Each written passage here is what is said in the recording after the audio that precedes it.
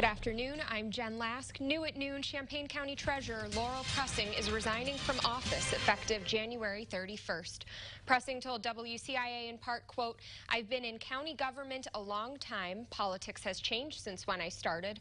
The Republican leader starts every meeting with an attack on me. It's a very different atmosphere," end quote. She also cited a need for a vacation.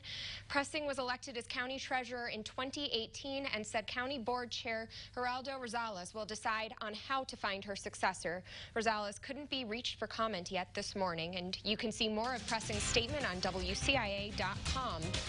Police have arrested a Charleston man for shooting a gun during an argument. Officers were called to a home there, and they say 27-year-old Jamal Hancock fired a shot while arguing with his girlfriend. Their baby was also in the room. Hancock was arrested for reckless discharge of a firearm.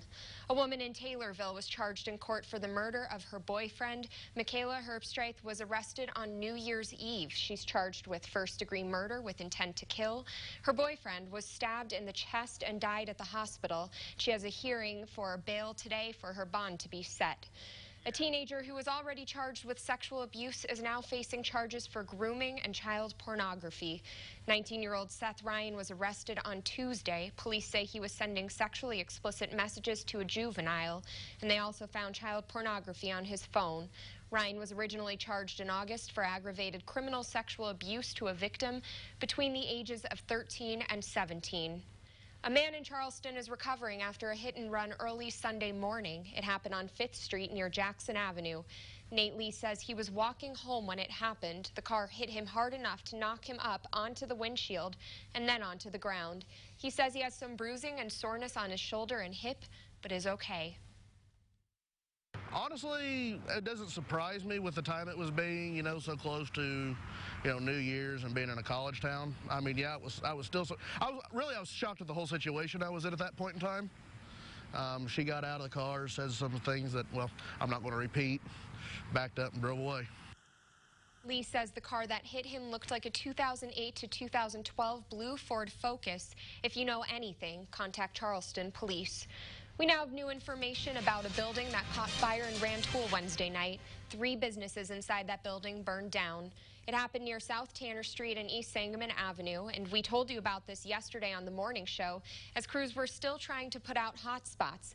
After seeing the damage, officials say the building is a total loss, and they believe the fire may have started around a wood-burning stove that was on the 2nd floor. TT Distribution, AG Electric, and a woodworking business all used the building. Marijuana dispensaries made millions as people packed lines for hours to buy products in the first day that it was legal in Illinois. There were more than 77,000 transactions totaling more than $3.1 million in sales Wednesday alone. Buyers spent an average of $41 per visit, and each dispensary reported seeing a couple hundred visitors. Hundreds also gathered at dispensaries yesterday. There are 2 in Champaign and Urbana, NewMed and Sunnyside. Each place was busy all day with people waiting several hours to get their products. Oh, I've been here about an hour. What time is it now, would you say? About 4:30. 4:30. I've been here since 3:30, and it looks like it's going to be about another 3 hours. I know yesterday some of the people said that it was a 9-hour wait. So, yeah, so I'm glad I came today.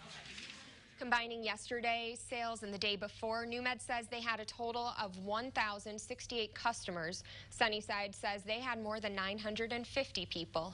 While a lot of people are talking about pot right now, another product that comes from a cannabis plant has been on the market for a while. WCIA 3's Jennifer Jensen breaks down the differences between what you're getting in THC versus CBD products.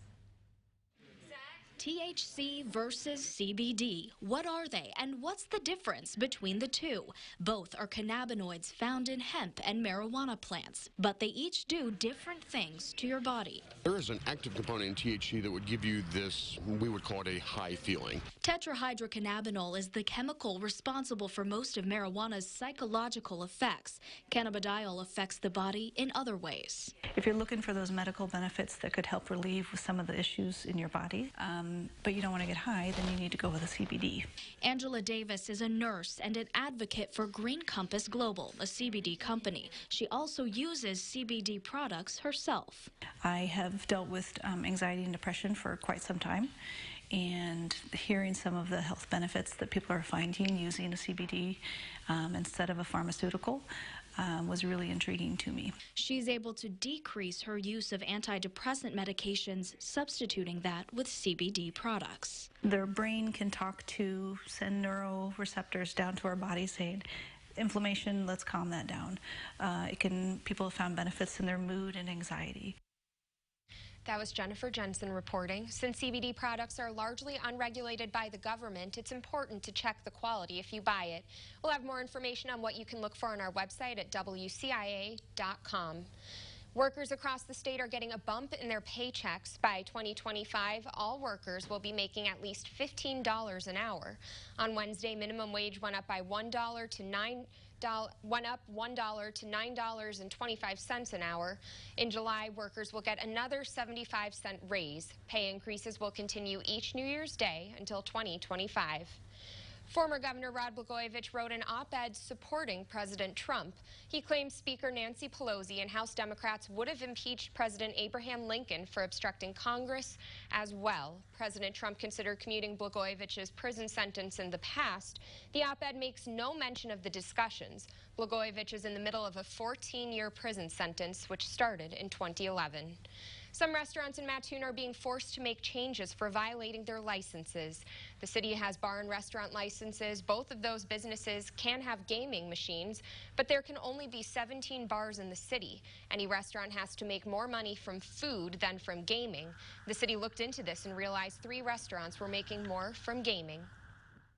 We were hearing some stuff from the public and from maybe some of the bar owners that, hey, these people are running under a restaurant liquor license and they're not really a restaurant. So, you know, we were hearing that, and so that was one of the reasons that we called in. City leaders contacted every restaurant in Mattoon that had gaming, and they found Brian's Place, Great Food and Spirits, and One-Eyed Jack's were all getting more money from gaming. The owner of Brian's Place decided to sell. One-Eyed Jack's had a bar and restaurant license, decided to give up the restaurant license and operate with the bar license, and the owner of Great Foods and Spirits is appealing the city's decision. Champaign's Park District is asking for $3.3 million from the state for the Martin Center project. The center is set to be built in North Champaign at Human Kinetics Park and will cost $10.6 million overall. It will be a multi-purpose facility with a gym, walking path, fitness center, and new home for the Don Moyer Boys and Girls Club.